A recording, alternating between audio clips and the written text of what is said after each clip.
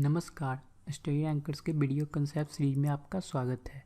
इस वीडियो के देखने के बाद अगर आपके मन में कोई सवाल रह जाता है तो आप उसे studyrankersonline.com पर जाकर पूछ सकते हैं।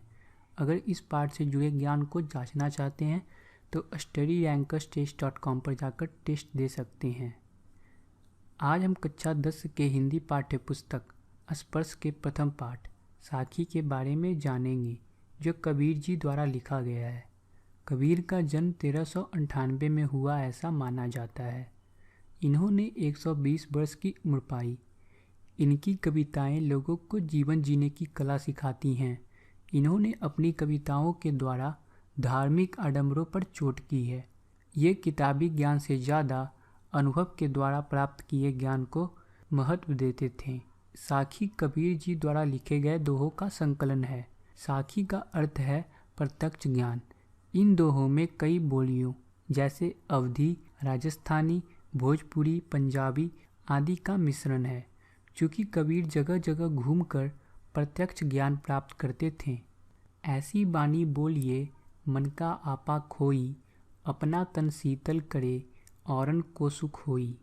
इस पंक्ति में कबीर कहते हैं कि हमें ऐसी बानी बोलनी चाहिए जिससे हमारा अहम यानी घमंड ना झलकता हो। ऐसा करने से हमारे मन को तो शांति मिलेगी ही, साथ ही सुनने वालों को भी सुख और शांति प्राप्त होगी। कस्तूरी कुंडली बसै मिर्ग ढूंढे बन माही, ऐसे घटी घटी राम हैं दुनिया देखे नाही।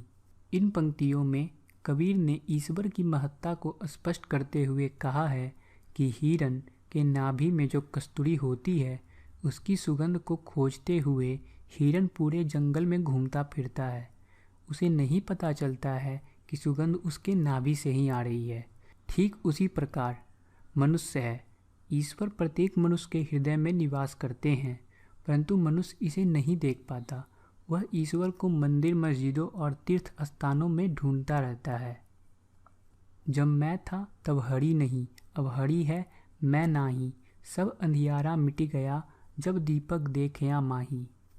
कबीर ने इन पंक्तियों के द्वारा कहा है कि जब तक मनुष्य के हृदय में मैं यानी अहंकार का वास रहता है तब तक उसे ईश्वर की प्राप्ति नहीं हो सकती।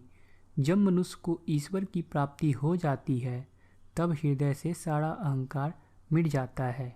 ठीक उसी प्रकार जब दीपक जलता है तब उसके प्रकाश से अंधकार मिट जाता है। यहाँ अहंकार की तुलना अंधकार से की गई है और दीपक के प्रकाश का प्रयोग ईश्वर के लिए किया गया है। सुखिया सब संसार है खाए अरु सोबे, दुखिया दास कबीर है जागे अरु रोबे। कबीर कहते हैं कि सारा संसार बस खाने और सोने में व्यस्त है। वो इससे ज़्यादा कुछ नहीं करना चाहते। वे सत्य नहीं जानना चाहते हैं। उन्हें किसी प्रकार की चिंता नहीं है। वे सुखी हैं। कबीर के अनुसार दुनिया के सबसे दुखी व्यक्ति वो हैं जो प्रभु के वियोग में जागते रहते हैं। उन्हें सांसारिक मोह नहीं है। उन्हें कहीं भी चैन नहीं मिलता। वे प्रभु को पाने की आस में हमेशा चिंतित रहते हैं। बिरह भुगम्बम तन बसै मंत्र न लागे कोई, राम वियोगी न जीवे जीवे तो बौड़ा होई। मनुष्य के भीतर जब अपने प्रिय से बिछड़ने का साप निवास करता है तो उस पर कोई मंत्र का असर नहीं होता। ठीक उसी प्रकार राम यानी ईश्वर के वियोग में मनुष्य जीवित नहीं रहता। अगर वह जीवित भी रहता है तो पागल हो जाता है। यहाँ पागल शब्द का उपयोग इसलिए किया गया है क्योंकि उस व्यक्ति को सांसारिक वस्तुओं की लालसा नहीं रह जाती। वह भक्ति में पूरी तरह लीन हो जाता है जो इस संसार के समझ से परे है। निंदक नेरा राखिए आंगन कुटी बधाई, बिन साबन पानी बिना निर्मल करे सुभाई।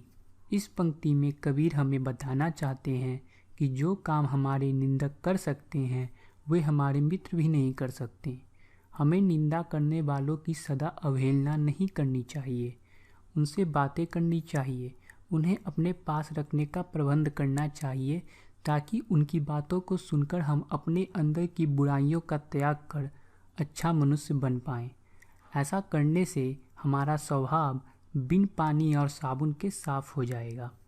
यहाँ साबुन और पानी का प्रयोग अलग अर्थ में हुआ है। साबुन और पानी का उपयोग कर हम अपने शरीर को साफ रखते हैं। उसी प्रकार अगर हम निंदक को अपने पास रखेंगे तो हमें अपने स्वभाव को सुधारने में किसी चीज़ की ज़रूरत नहीं पड़ेगी। वे हमारे बुराइयों को हमें बताएंगे और उसे हम दूर कर लेंगे। पोथी पढ़ी पढ़ी जग मुबा, पंडित भया न कोय, एके असीर पीव का, पढ़े सुपंडित होए। कबीर कहते हैं, बहुत लोगों ने इस संसार में अध्ययन किया, मोटी मोटी पुस्तकें पढ़ी, पढ़ते पढ़ते वे मृत्यु को प्राप्त हो गए, परंतु कोई पंडित नहीं बन पाया, यानी सत्य को नहीं जान पाया। जो प्रभु या ईश्वर का एक अक्षर भी पढ़ लेता है वही पंडित कहलाता है, यानी सत्य को जान लेता है। कबीर के अनुसार परमात्मा ही वास्तविक ज्ञान है। हम घर जलाया आपना, लिया मुरादा हाथी, अब घर जालो ताश का, जे चले हमारे साथी। कबीर कहते हैं कि उन्होंने अपना घर जला लिया है। घर जलाने से उनका अर्थ है कि उन्होंने मोह माया रूपी घर को जलाकर ज्ञान प्राप्त कर लिया है। अब उनके हाथों में जलती हुई मशाल है, यानी ज्ञान है। अब वह उसका घर जलाएंगे जो उनके साथ जाना चाहता है, यानी उसे भी मोह माया के बंधन से आज़ाद होना होगा, जो ज्ञान प्राप्त करना चाहता है। अगर इस वीडियो ने आपकी मदद की है तो इसे लाइक करें। हमारे चैनल से जुड़े रहने के लिए इसे सब्सक्राइब करें। धन्यवाद। आपकी मदद